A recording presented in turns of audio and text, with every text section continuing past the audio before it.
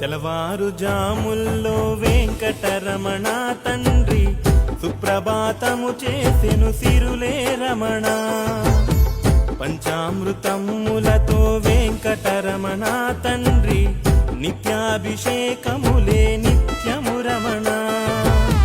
వజ్రమకుటంబుతోను వెంకటరమణ తండ్రి శంకు చక్రధారుడవే తిరుమల రమణ.